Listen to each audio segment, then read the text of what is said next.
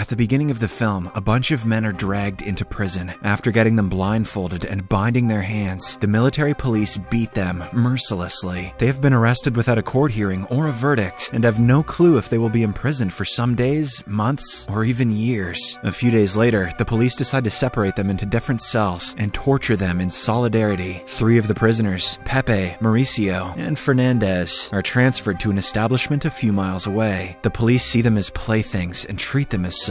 The poor men are covered in gasoline and threatened to be burnt to death. With terror in their hearts, they accept their fate. But fortunately enough, it turns out the policemen were playing a sick joke on them. The movie is set in 1973 Uruguay, when it was ruled by a civic military dictatorship. Times were harsh for the Uruguayan population, especially for the non-supporters of the dictator. Among all the parties revolting against the dictatorship is the leftist Tupamaros group, which is embroiled in guerrilla warfare with the national police. The 3 men imprisoned are Pepe, Mauricio, and Fernandez, the members of the Tupamaros group, who have been caught by the national police and illegally held as hostages in a government-run prison. This is the 2nd prison they have been transferred to, but they won't be here long because the department has decided to rotate them around the prisons all throughout the country so that they won't be able to escape. The men know getting out of prison will be difficult, but they are aware that they have fallen into the pit of doom. In the morning, they try to look out the window in their cells. The prison guards realize the men do not deserve the right to look at the sunlight for going against their government. In the next hour, the windows are covered. The scene changes to 12 months later. As the guards wanted, Pepe, Mauricio, and Fernandez haven't seen the sunlight in a year. They have been given just enough food to live and no additional facilities. They haven't even talked to anyone during this time because they were beaten brutally if they did. It is finally time for them to be transferred again, and the 3 hope for a slightly better life. As they had hoped, they are put into jail with a bed. It feels like the greatest luxury to the guys, who are used to the comfort of the concrete floor. One day, the commander comes to Fernandez and tells him that he is getting a chance to meet his family, who has threatened a lawsuit if they don't get to see him. However, he has to be quiet about how he is being treated in the peasantry. He is given his first bath in months, a fresh haircut, and new clothes for the occasion. Finally, the day comes when Mauricio gets to meet his parents and daughter. Overwhelmed by the reunion, their eyes are filled with tears. However, the next thing they know, Fernandez being dragged away because the meeting time is already over. He tries to resist and is beaten in front of his family. They cry at how their son is being treated, but can do nothing about it. Less than a year later, they are transferred to their 4th prison. Mauricio and Fernandez are kept in underground cells with a window on the ceiling. Sometimes the soldiers give them food and water, but they are starved most days. After being thirsty for months, the prisoners see a stream of water falling through the window, but it turns out to be a guard peeing. It's probably still good. As time passes, the guys start communicating with each other through noises. They count the number of times one knocks on the wall and relate it to the alphabet. It gives them an activity to do in solitary confinement and helps their loneliness, just as long as they don't say they want pizza. However, it is different for Pepe, who is alone, held at the bottom of a grain silo. His only friends are the ants and insects. Don't give up hope, buddy. Paul Rudd's in there somewhere. After more than a year of communicating with knocks, Mauricio and Fernandez are able to play chess in the same way.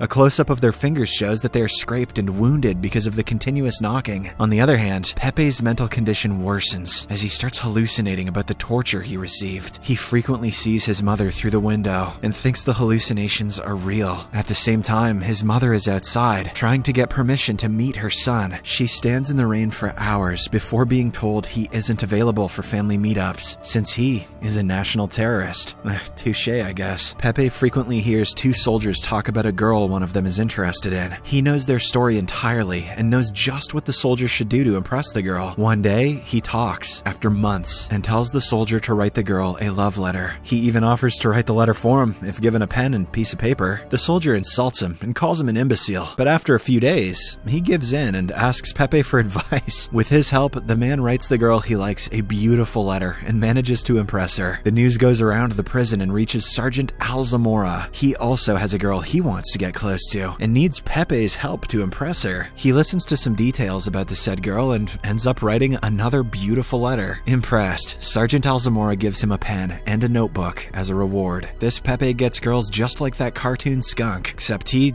isn't cancelable. From that day onwards, his life gets a bit better with the sergeant's help. He is given decent food and allowed to listen to the news on the radio. However, it ends soon when the guards are ordered to move him to another prison. On his way to be transferred, Pepe gets a chance to look at the sky and a field for the first time in years. Just when he thinks he might be able to live longer, he is thrown into solitary confinement yet again. This time his hallucinations get worse, and he imagines himself getting electrocuted. It happens several times every day and weakens his will to live. At this point, Pepe wishes for death rather than freedom. Somewhere else, Mauricio and Fernandez continue living the way that they do. Since they can talk to each other, they do not feel as lonely as Pepe does. Suddenly, one day, the guards bring in tables, books, a typewriter, and several other things for them. The prisoners are worried rather than excited because they would never be granted such privileges in normal conditions. Their doubt turns out to be true when they find out a team from the Red Cross Society has come to their prison to check how they treat their prisoners. The tables and books are just a show for the officers, so the prison doesn't get into trouble for ill management. Mauricio is brought in front of the officers for interrogation. He imagines telling them that he doesn't even get a proper toilet, but in reality, he has just asked his name. The guards take him back, and the tables and books are taken away as soon as possible. While cleaning the room, the guards find a bar of soap that wasn't there before. It turns out that Mauricio had been using it to communicate with someone. The military chief is called to deal with the situation. He interrogates Mauricio, asking him what the carvings mean, and finding out that he has been drawing chess moves. Although mad, the chief praises Mauricio's sharp brain, and the matter is dismissed. But before leaving, Mauricio recalls the day he was arrested. He remembers how his wife was killed, and his house had several holes because of the gunshots. The chief smiles because he was the leader of the brawl that happened then, and Mauricio's wife was killed because of his order. Mauricio could definitely beat his ass in chess, though. In the meantime, Pepe's mother hasn't given up on wanting to meet her son someday, even though it has been several years. She visits every prison he goes to, hoping that the rules will bend someday. This time, she brings Pepe a pink pot for defecation and water. She wants the items to be delivered to him, even though she cannot meet him herself. To her delight, she is allowed to talk to her son for 5 minutes this time. The meeting is overwhelming, but they keep their calm. Pepe tells her about his mental health and how he thinks something has been planted in his brain that talks to him every day. He talks about giving up, which enrages the woman. She yells at him to be strong and win against his enemies. The meetup ends, but her words keep Pepe motivated for the next few days. He asks the guards every day if he can get the gifts from his mother, but they refuse to provide him with anything. Come on, guys, let me poop in that pink pot now. One day, he hears an event taking place outside and uses it as an opportunity to get his belongings. He yells out the window, exposing a guard for cheating on his wife and getting syphilis. The guard stops him, surprised that the man knows so much about his private life. When Pepe threatens to shout even louder, he is given the pink pot and a glass of water alongside it. When the commander gets a hint of Pepe's degrading mental health, he allows some mercy and makes him go to a psychiatrist. The doctor is a kind woman who explains to Pepe what he is going through. Pepe, you're definitely losing your mind. She asks him to write because it is the only way he can control his thoughts. When she finds out the guards don't allow him pen and paper, she sends the commander a special request to allow him everything he needs for medical needs. Finally comes 1980. Mauricio and Fernandez listen to the news on the radio, playing somewhere outside. They hear that the nation is voting for or against democracy, and the results have come in. 39% say no, and 61%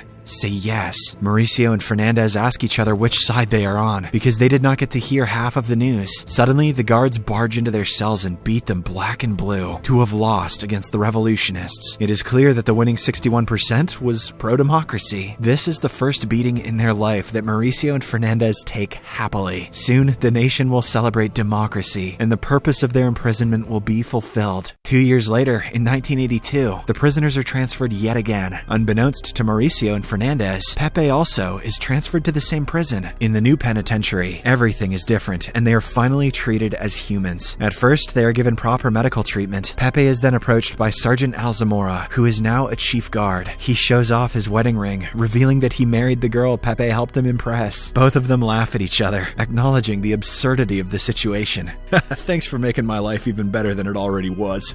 Now get back in your cell, you dirty schmo. The sergeant asks Pepe if there is something he can do to pay his debt. In the following scene, Mauricio, Fernandez, and Pepe are reunited outside. They have been close to each other in the past decade, but they never got to see each other's faces. Enjoying the sun and the fresh air, they sit down outside for an hour. It is almost as if the short period of time healed them of everything they've been through since their imprisonment. Next, we see the prisoners looking into the mirror. The last time they saw themselves, they were youthful and happy. They are sad to see what time and improper treatment have done to them, but still, they take the freedom freedom to go to the toilet, eat food daily, and live like a human as a gift. When they get the chance, the three talk to each other through their cells and ask each other about some fellow revolutionaries. Some of their friends died, and some are said to be living like them, going from prison to prison. Pepe plants a seed in the pot that his mother gifted him. The poop will fertilize it well. Days pass, and the seed grows into a plant. I knew it. The three now wear clean clothes, interact with other inmates, cook, and live a decent life. Then, in 1985, Pepe is called into the commander's office and asked to sign some papers. The commander threatens to kill Pepe outside and reveals that they are actually release papers. With the establishment of democracy, the revolutionists who fought for it are being freed. Fernandez and Mauricio are also released alongside all other prisoners. But